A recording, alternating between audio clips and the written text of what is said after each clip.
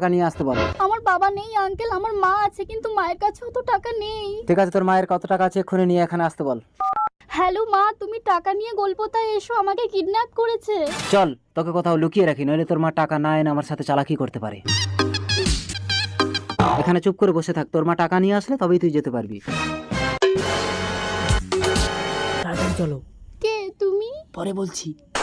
এটাই তো গোলপোতা, কই আমার মেয়েকে দেখছি না তো। দিদি! হ্যালো